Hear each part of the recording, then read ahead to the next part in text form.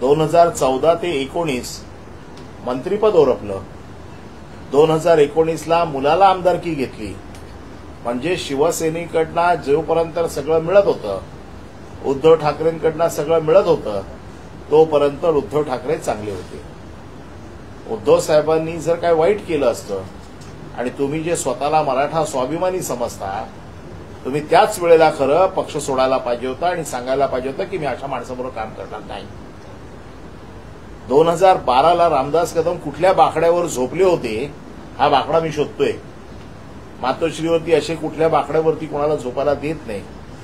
बाळासाहेब ज्या खोलीत होते शेवटचे दिवस, त्यावेळेला 24 तास तिथे डॉक्टरांचं पथक होतं.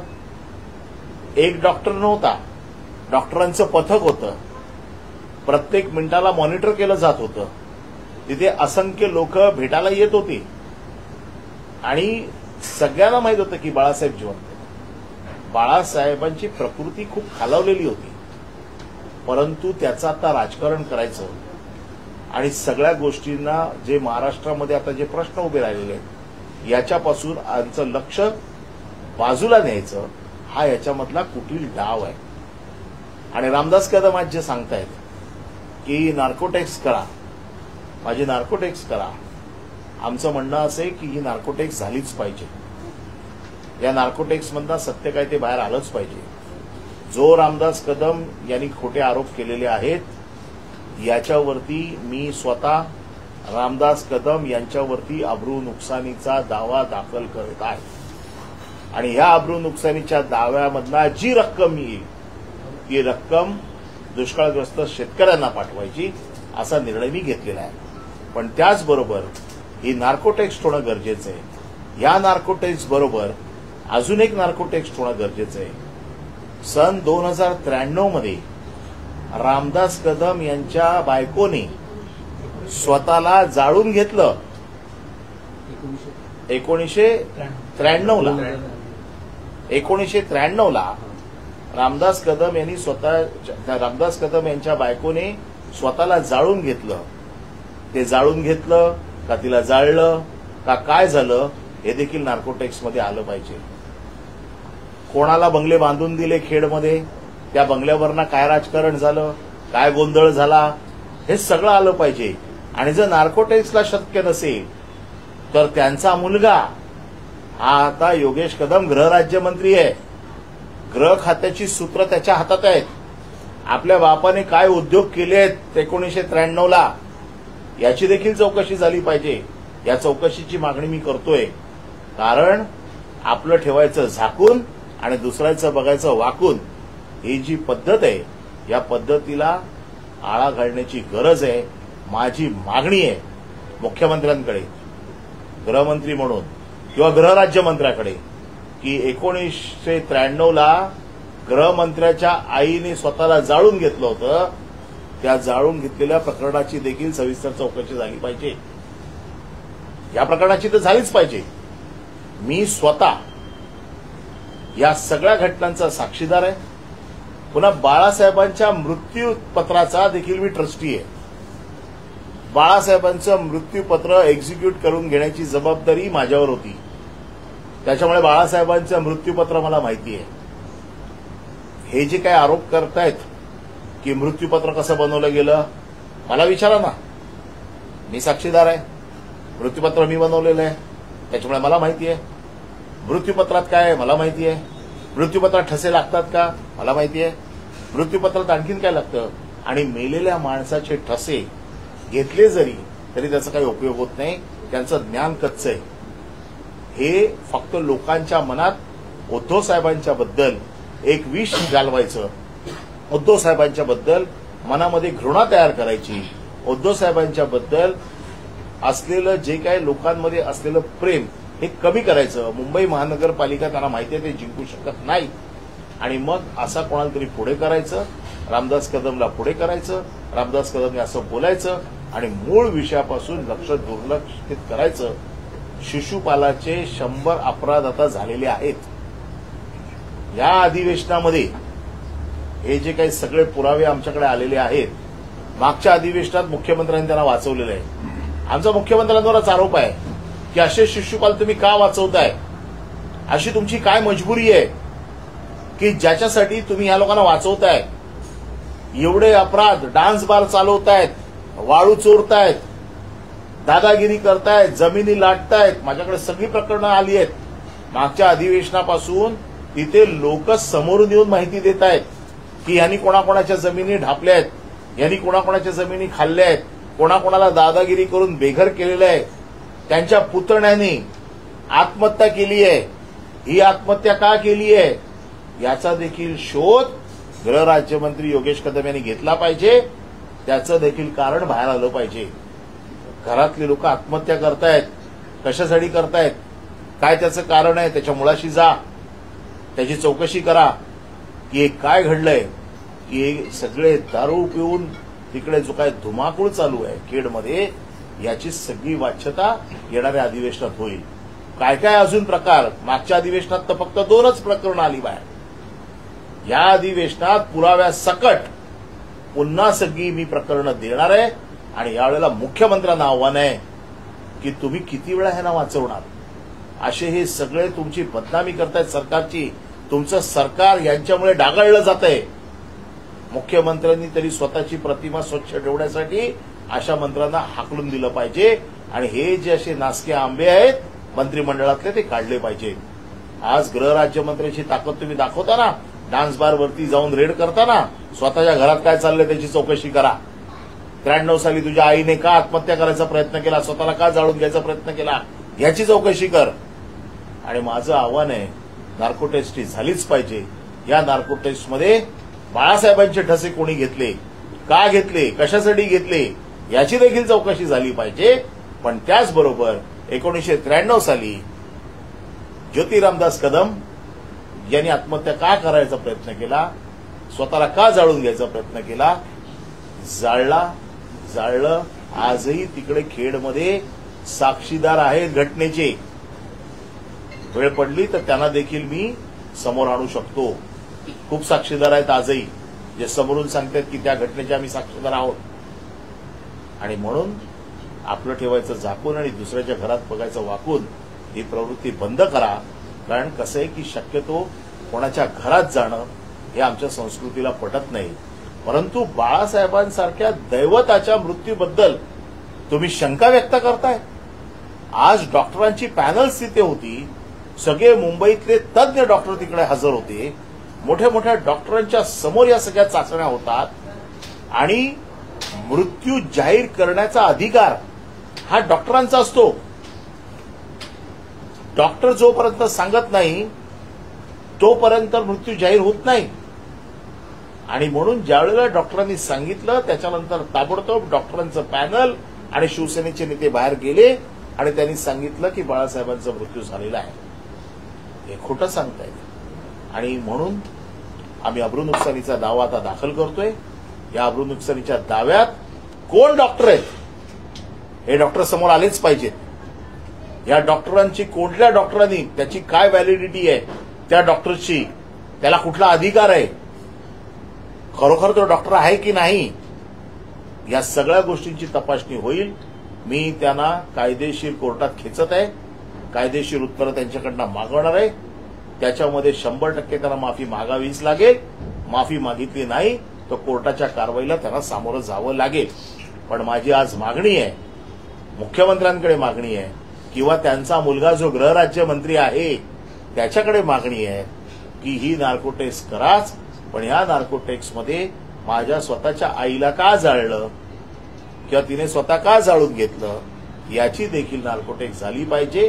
त्याच्या बाबतीत देखील लोकांच्या मनात शंका आहेत, त्या शंका दूर झाल्या पाहिजे. या संदर्भात ते म्हणतात की मला जाहीर करावं लागलं की बाळासाहेबांचा मृत्यू झालेला आहे, त्यांचा दावा आहे. ते कोण आहे? ते नेते होते. ज्यावेळेला सगळे नेते गेले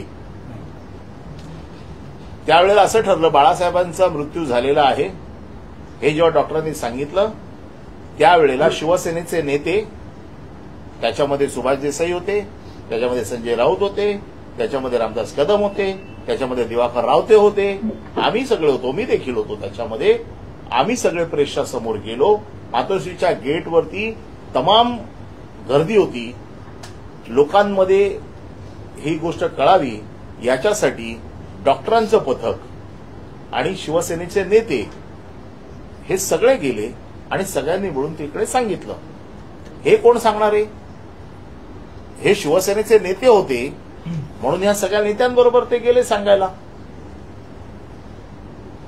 त्यामुळे हा जो काही आरोप केलेला आहे या आरोपाची पुष्टी किंवा या आरोपाचा उघड झालाच पाहिजे.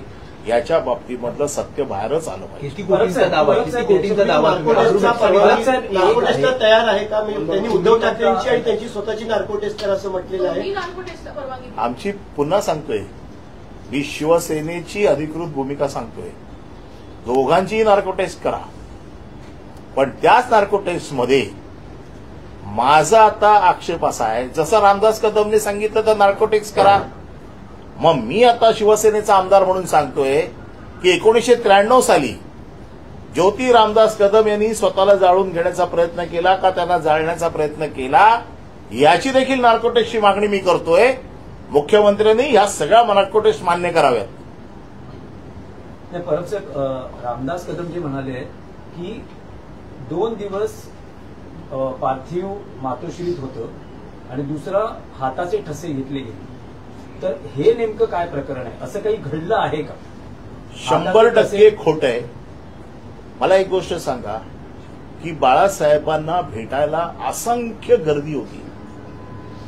बाळासाहेबांना भेटायला असंख्य लोकांची गर्दी होती. तुम्ही सगळे प्रेसवाले आहात. कुठलीही बॉडी 2 दिवस अशी ठेवता येते का? कुठलाही मृतदेह 2 दिवस शवपेटीशिवाय ठेवता येऊ शकतो का? रामदास कदमचं अक्कल गुडघ्यात आहे. त्याला जे काय कोणी सांगितलंय ना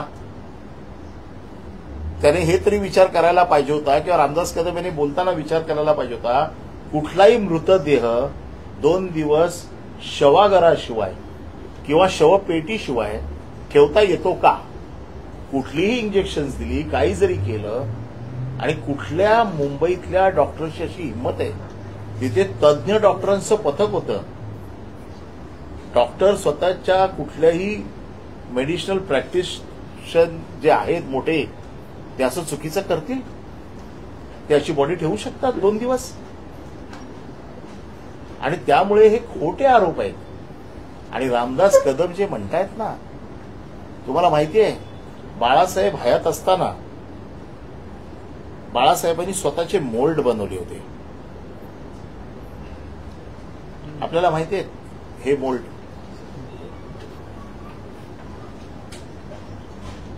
हे बाळासाहेबांच्या हयातीत बाळासाहेबांनी स्वतःच्या हाताचे मोल्ड बनवले होते.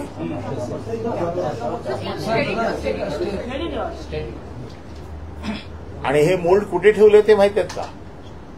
आपल्याला माहित असेल, सहाराचं जे स्टेडियम झालं अंधेरीला सगळ्या क्रिकेट प्लेयर्सचं, त्यावेळेला हे मोल्ड तिकडे बनवले होते बाळासाहेबांच्या हयातीत. त्यानंतर हे मोल्ड उद्धव ठाकरे यांच्या मुख्यमंत्री निवासी वर्षा बंगल्यामध्ये जिथे उद्धव ठाकरे बसायचे त्याच्या पाठीमागे ठेवले होते. हे मोल्ड बाळासाहेबांच्या हयातीत बाळासाहेबांनी बनवलेले मोल्ड आहेत.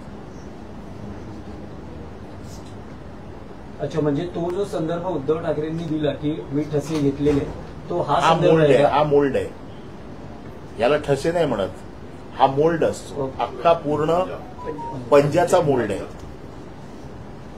रामदास कदम याचं शिक्षण थोडं कमी आहे मोल्ड आणि ठशामधला.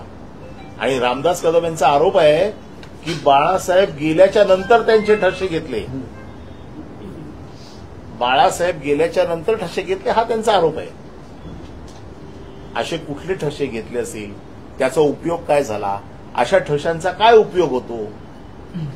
ते म्हणतात स्विस बँकेतून पैसे काढण्यासाठी. स्विस बँकेची पद्धत रामदास कदमला माहिती आहे का? रामदास कदमचं अकाउंट आहे का तिकडे स्विस बँकेत, की अशा प्रकारचे ठसे घेऊन स्विस बँकेतनं पैसे येतात?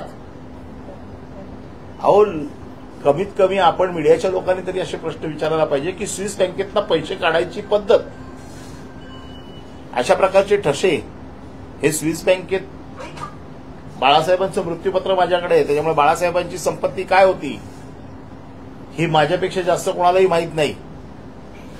नाही, पण परब साहेब ते आरोप करताना त्यांनी एक शरद पवारांचंही विधान सांगितलेलं आहे. ते म्हणतात की शरद पवार जेव्हा आले होते तेव्हा त्यांनी मिलिंद नार्वेकर यांना म्हटलं की आणखी किती बाळासाहेबांच्या बॉडीचा छळ करा. त्यांना भेटायला सोडलं ना. शरद पवार तर साहेब आहेत ना आज, याचं उत्तर पवार साहेब देऊ शकतात ना. पवार साहेब तर आहेतच ना आज हयात, मिलिंद नार्वेकर देखील आहेत. हे वातावरण तयार करतायत, अशा प्रकारची उत्तरं द्यायची, अशा प्रकारचे. माझं म्हणणं असं आहे की मी आता कोर्टात फाईल करतोय, कोण डॉक्टर्स आहेत ते समोर घेऊन या, ज्यांच्या माहितीच्या आधारावरती तुम्ही बोललात. आम्हाला पण बघायचं आहे की खरोखर कोण डॉक्टर असा आहे की ज्याने सांगितलंही खोटी बातमी पसरवली आहे. हे केवळ हवेत बार सोडायचे. परंतु आमचा राग हा आहे की बाळासाहेबांच्या मृत्यूचं देखील लोक राजकारण करतायत. यांनी सगळे प्रयत्न करून बघितले, पक्ष चोरून बघितला, काय होत नाही. माणसं चोरून बघितली, काय होत नाही. आता बाळासाहेबांच्या मृत्यूचं राजकारण करायचं आणि उद्धव ठाकरे कसे वाईट आहेत हे चित्र पोर्ट्रेट करायचं, हे चुकीचं आहे. आणि म्हणून मी आज उत्तर द्यायला समोर आलो. तुम्ही म्हणालात की त्या काळात अनेक लोक मातोश्रीवर येत होते, पण रामदास कदम यांचं म्हणणं आहे की दुसऱ्या मजल्यावर बाळासाहेबांच्या खोलीत कोणाला जाऊच दिलं जात नाही. अहो, कोण सांगते? रामदास कदम खोटं सांगतायत. उद्धव ठाकरेंना भेटण्यासाठी तिकडे बाहेर असलेल्या लोकांसाठी कित्येक लोक तिकडे होते.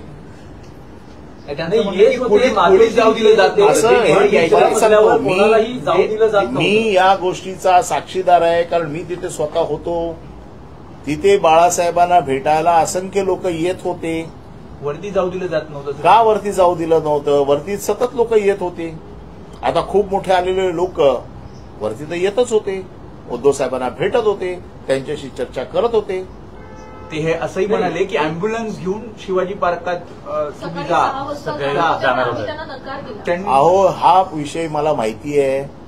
बाळासाहेबांचा मृत्यू ज्यावेळेला दुपारी जाहीर केला त्यावेळेला असा एक प्रस्ताव आला, मी त्या मीटिंगमध्ये होतो, की उद्या सकाळी बाळासाहेबांचं पार्थिव इथून अँब्युलन्सने सरळ घेऊन जायचं शिवाजी पार्कला आणि शिवाजी पार्कला दर्शनासाठी ठेवायचं. हा एक प्रस्ताव होता. परंतु काही वेळाने असं ठरलं की प्रचंड मोठ्या प्रमाणात गर्दी होणार आहे, त्याच्यामुळे इथून अँब्युलन्स तिथे पोहोचेपर्यंत वेळ लागेल, त्याच्यापेक्षा सरळ इथूनच अंत्ययात्रा सुरू करू, आणि तो तसा निर्णय झालेला आहे. हे रामदास कदम हा काही एकमेव शिवसेनेचा नेता त्यावेळेला नव्हता. तिथे सगळे जे शिवसेनेचे नेते होते ते सगळे नेते मिळून निर्णय घेत होते. एक एक आता फक्त त्यांच्या सोयीच्या गोष्टी ते फक्त सांगतायत. परंतु हा निर्णय त्यावेळेला असा होता की अँब्युलन्सने बाळासाहेबांना शिवाजी पार्कला न्यायचं आणि तिथे त्यांचं पार्थिव अंतिम दर्शनाला ठेवायचं. परंतु नंतर निर्णय बदलला आणि नंतर असं ठरलं की बाळासाहेबांची अंत्ययात्रा इथूनच सुरू करायची, कारण सगळे लोक सकाळी मातोश्रीकडे येतील आणि त्यामुळे मग इथून नेणं कठीण जाईल, आणि म्हणून मग तशाच प्रमाणे अंत्ययात्रा सकाळी सुरू. कालच्या पत्रकार परिषदेमध्ये असं म्हटले की म्हणजे आपल्या पक्षाने असं सांगावं की दिवाळी होऊन जाऊ देत म्हणून 2 दिवस ते पार्थिव ठेवलं होतं, त्यांनी सांगावं. असं बिलकुल झालेलं नाही. मी स्वतः या गोष्टीचा परत सांगतो, असं कोणाचाही मृतदेह ठेवता येतो का? मेडिकली ठेवता येतो का विचारा. असा कोणाचा मृतदेह ठेवता येत नाही, तो शक्य नाही शवाघराशिवाय ठेवणं. आणि त्यामुळे रामदास कदम हे जे काही सांगतायत हे आता शिड्या कळीला ऊत आणतायत. त्यांचे अपराध आता शिशुपालाचे झालेले आहेत. माझा प्रश्न असा आहे, आणि जर उद्धव ठाकरे इतके वाईट होते मग 2014ला तुम्ही मंत्रिपद का घेतलं? त्यांच्याकडनं भिकाऱ्यासारखी 2015ला मुंबई महानगरपालिकेतनं मला परत पाठवा हे जे काही सतत होतं, जे म्हणतात ना भिकेचा कटोरा, हे भिकेचा कटोरा घेऊन फिरत होते. यांच्या निवडणुकीची सूत्र माझ्याकडे होती. माझी आई ज्या दिवशी वारली त्या दिवशी 15 डिसेंबरला मी यांच्या निवडणुकीची सूत्र घेतली. यांच्या निवडणुकीसाठी अहोरात्र कष्ट मी घेतलेले आहेत. आणि मग त्यावेळेला मी बघितलेलं ना उद्धव ठाकरेंच्या मागे कसे फिरत होते ते. आज केवळ त्यांच्या मनासारखं झालं नाही, त्यांना मंत्रिपद मिळालं नाही म्हणून उद्धव ठाकरे वाईट. ही जी काही भूमिका आहे आणि मनासारखं होत नाही तर पक्ष वाईट. आणि आता हा विषय इतक्या वर्षानंतर इतके दसरे झाले, आतापर्यंत हा विषय कधीच आला नाही. नेमका मुंबई महानगरपालिका आता येते, स्थानिक स्वराज्य संस्थांच्या निवडणुका येत आहेत, अशा वेळेला नेमका विषय का, हे आता लोकांचं लक्ष विचलित करायचं. अतिवृष्टी चालू आहे, मदत मिळत नाही शेतकऱ्यांना, शेतकरी हवाल दिलाय. अशा वेळेला शेतकऱ्यांच्या या सगळ्या प्रश्नांपासून लक्ष बघा, सध्या 2 दिवस हेच चाललंय. आणि अशा प्रकारचे विषय बाहेर काढून लोकांचं लक्ष विचलित करायचा डाव आहे.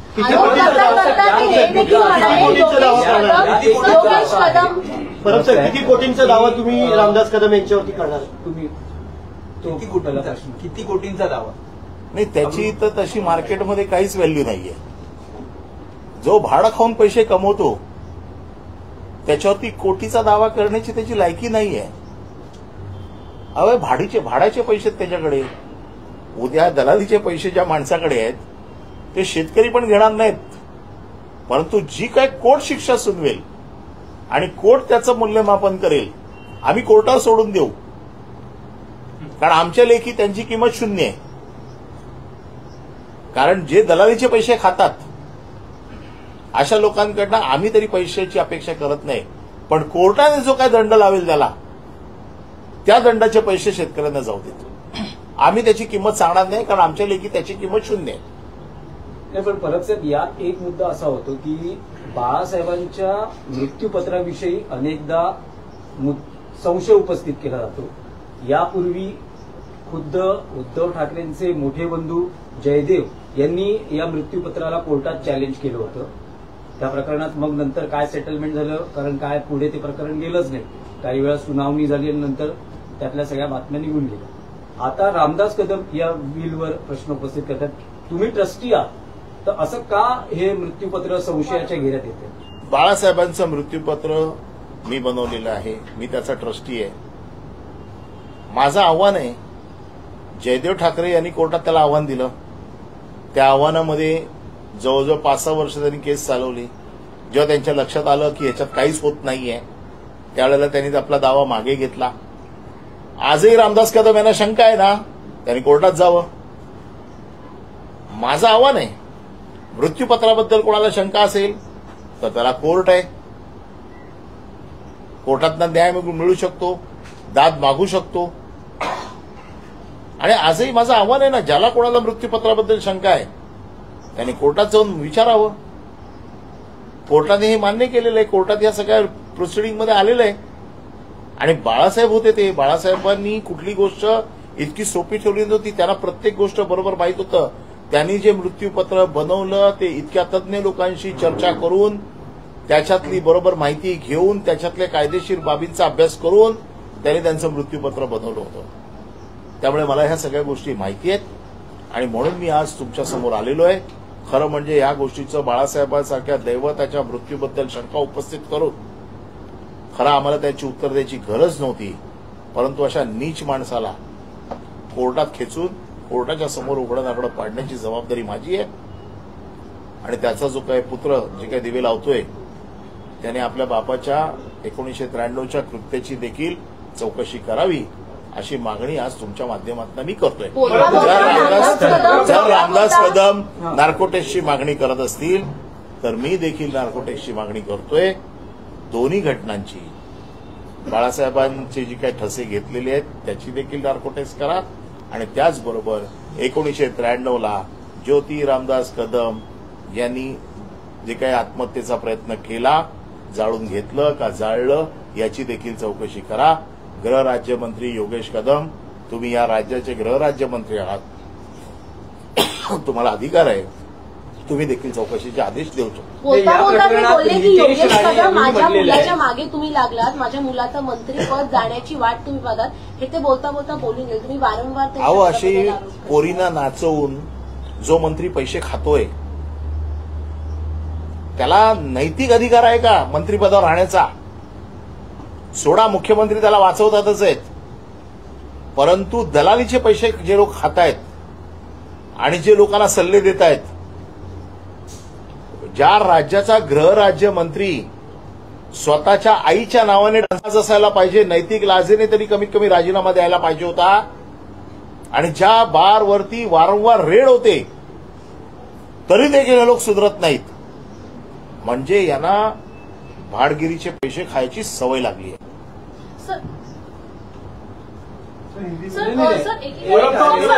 नितेश राणेंनीही म्हटलं आहे काल याच सगळ्या विषयावर. नितेश राणेंनी म्हटलं की स्वित्झर्लंडहून कोण येणार होतं, 2 दिवस का थांबले, ते नेमकं काय आहे? नितेश राणेंनी कोण येणार स्वित्झर्लंडवरनं त्याची माहिती द्यावी ना. त्याचे कोण पाहुणे आहेत का स्वित्झर्लंडमध्ये जे येणार होते?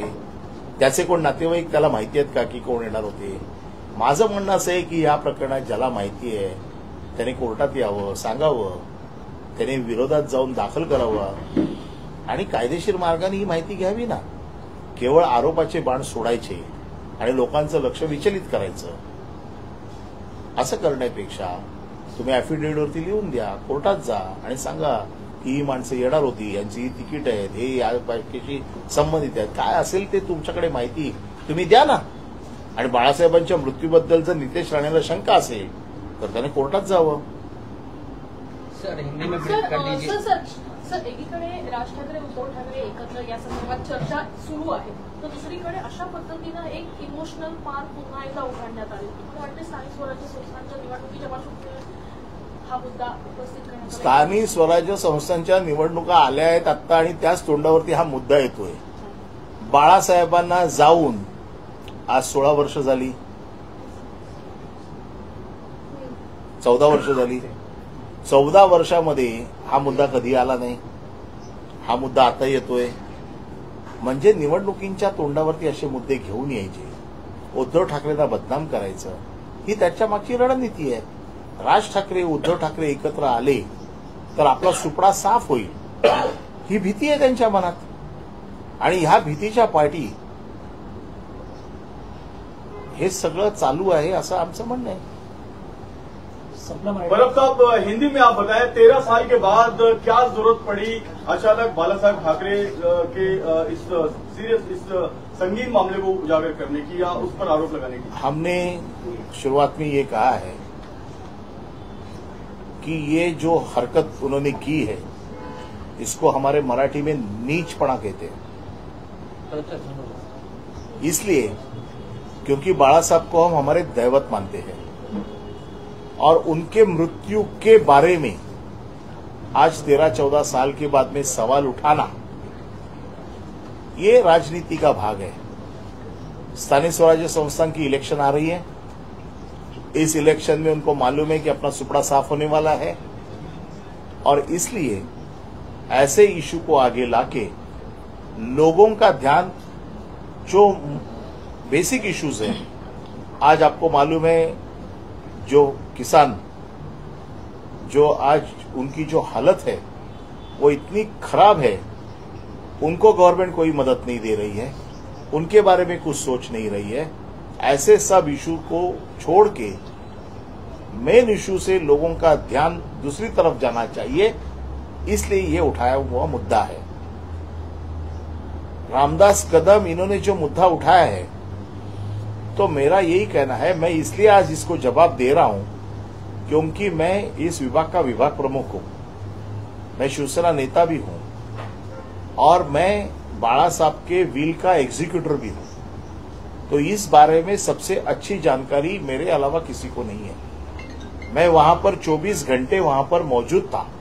ये सब जो इंसिडेंट्स जो हुआ, बाला साहब जाने से पहले भी कुछ दिन से मैं वहीं पर था और मैं ये जानता था वहां पर आने वाले लोगों की संख्या भारी मात्रा में थी. वहां पर डॉक्टरों का पूरा पैनल था, एक डॉक्टर नहीं था, डॉक्टरों का पैनल था. और जब तक डॉक्टरों का पैनल ये डिसाइड नहीं करता है और ये डिक्लेयर नहीं करता है कि बाला साहब की मृत्यु हो गई है, दूसरे किसी को ये अधिकार नहीं है कि उनकी मृत्यु हो गई है ये बताने की. उसके बावजूद भी एक मुद्दा ऐसे आता है कि कोई भी बॉडी बिना मॉर्चुरी के या बिना शवपेटी के 2 दिन रह सकती है क्या, रख सकते हैं क्या? इतना बेसिक तो नॉलेज होना चाहिए. तो ये बेसिक नॉलेज भी नहीं है. लेकिन जानबूझ के ये सब कहा जा रहा है।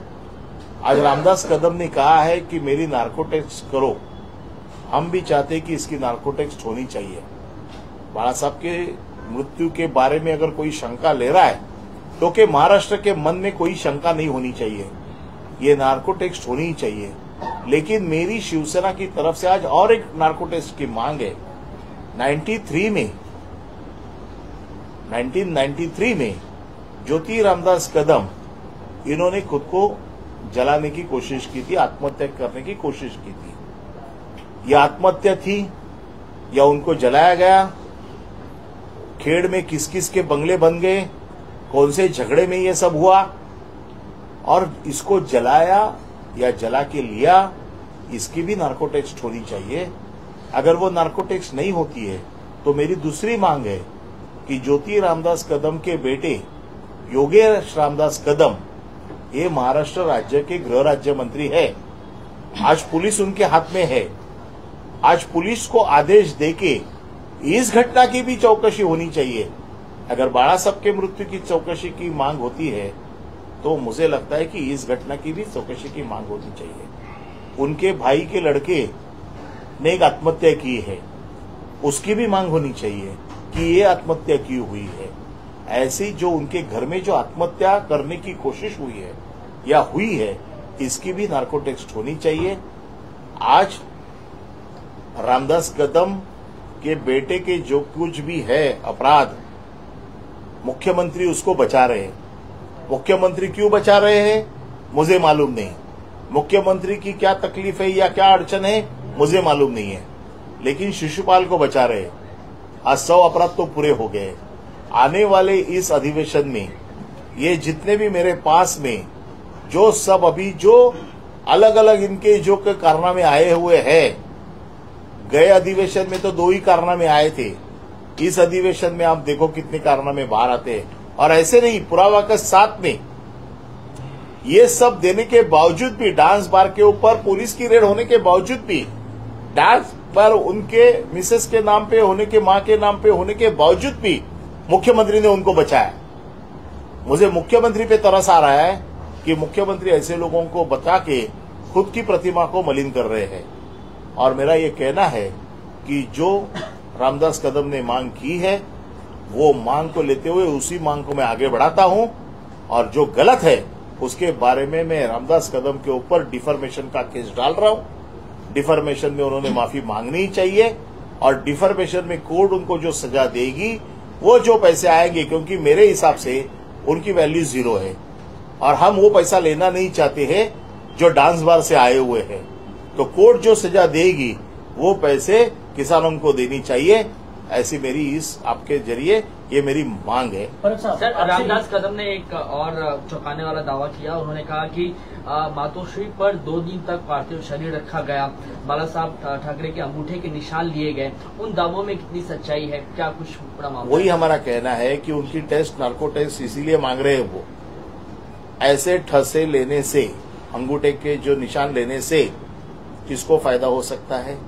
ऐसा कौन सा काम हो सकता है कि अंगूठे के निशान मिलने के बाद में, मैं विल का ट्रस्टी हूं, विल को तो उसका कोई फायदा नहीं होता है, क्योंकि विल तो आदमी जब जिंदा होता है तभी बनाता है। तो ऐसे ठसे लेके, ऐसे अंगूठे के निशान लेके क्या फायदा होगा? इसकी जांच होनी चाहिए, नार्को टेस्ट होनी चाहिए। लेकिन मैं जो कहता हूं उसकी भी नार्को टेस्ट होनी चाहिए। लेकिन ये जो सब गलत बातें हैं, क्योंकि 2 दिन पार्थिव ऐसे रख नहीं सकते हैं जब तक उसको शवपेटी में नहीं रखते या मॉर्चरी में नहीं रखते हैं, ऐसे रखना मुश्किल है। तो रामदास कदम के ये जो दावे हैं वो सब गलत है। ऐसे गलत दावों के लिए मैं रामदास कदम के खिलाफ कोर्ट में जा रहा हूं और कोर्ट में मैं डिफॉर्मेशन फाइल कर रहा हूं। साहब, आपसे जानना चाहेंगे कि बाला साहब ठाकरे सभी के लिए आदरणीय है, तो क्या एकनाथ शिंदे को कोई कार्रवाई नहीं करनी चाहिए उनके ऊपर? इस तरह का बयान दिया। अभी एकनाथ शिंदे की भी क्या मजबूरी है मुझे मालूम नहीं। एकनाथ शिंदे की मजबूरी क्या है मुझे मालूम नहीं कि ऐसे लोगों को उनको संभालना पड़ता है। अब एकनाथ शिंदे बाला साहब के अगर कहते हैं कि हम बाला साहब के विचारों से चल रहे हैं, बाला साहब ने ये सिखाया था, और मैं मातोश्री का वो कौन सा बाखड़ा है वो ढूंढ रहा हूं कि जिसके ऊपर रामदास कदम सोए थे। एक शिवसेना का नेता ऐसे बाखड़ा पे सोता है ऐसा कौन सा बाकड़ा है, मैं देखना चाहता हूं। कल मैंने पूछा मातोश्री में ऐसा कौन सा बाकड़ा है तो बताओ जरा। रामदास कदम वहां पर कितने समय थे, कितने बार आए और कितने बार गए, ये मुझे मालूम है, क्योंकि मैं 24 घंटे वहां पर था।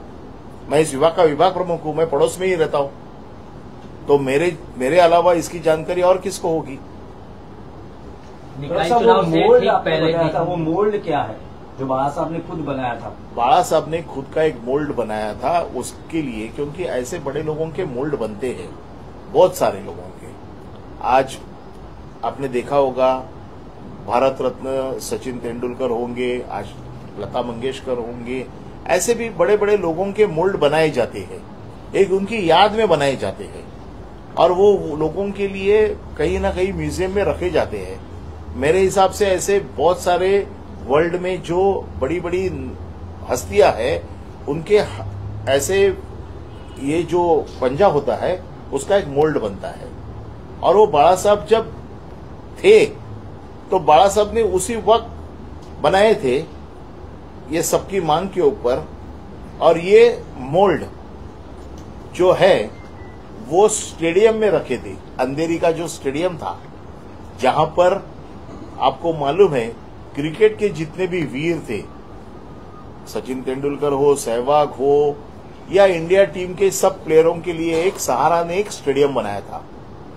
उस स्टेडियम में ये मोल्ड रखे थे। उसके बाद में ये मोल्ड उद्धव जी जब मुख्यमंत्री बने तब उद्धव जी के केबिन में थे। अब मुझे मालूम नहीं उनको मोल्ड में और निशान में उनको क्या फर्क समझ में आता है। निकाय चुनाव से ठीक पहले 2012 से 2025 का 14 साल का लंबा समय बीत गया। एक मुद्दा ये जो है लाया गया है, पॉलिटिकली मोटिवेटेड है, जो इंटेंशन क्या लग रही है? देखो, उद्धव ठाकरे के बारे में इतनी बुराई करते थे। 2012 में बाला साहब के बारे में उद्धव ठाकरे ने ऐसा किया, ऐसा उनका आरोप है।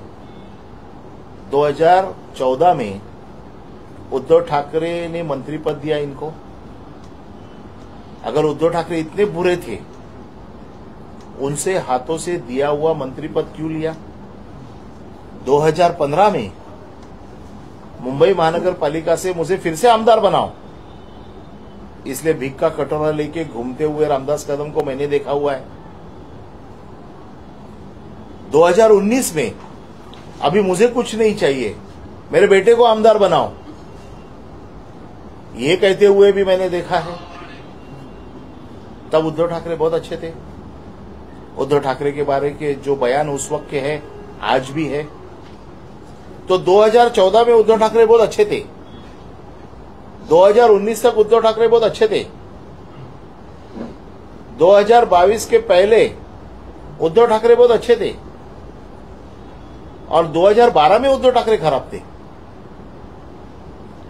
कम से कम थोड़ा सोचना चाहिए कि हम क्या बोल रहे हैं, हमारे बोलने के क्या नतीजे निकलेंगे। लेकिन जिसकी घुटने में अक्ल है उसके बारे में ज्यादा नहीं कहा तो ज्यादा बेटर है। सर, क्या पार्टी को कार्रवाई करनी चाहिए उनकी?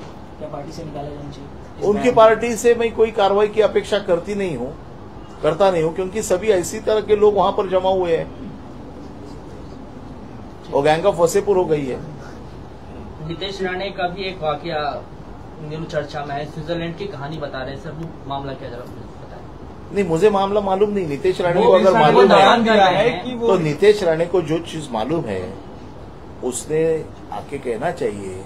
उसने बाला साहब के ऊपर एक पिटीशन फाइल करना चाहिए, कोर्ट में जाना चाहिए और मांग करनी चाहिए कि ऐसे ऐसे मेरी जानकारी है, स्विट्जरलैंड से लोग आने वाले थे, मुझे वो सब लोग मालूम है, और ऐसा ऐसा बाला साहब का अकाउंट है, उसमें इतने पैसे हैं। अगर नितेश राणे को मालूम है तो नितेश राणे ने बताना चाहिए। Thank you sir. Thank you.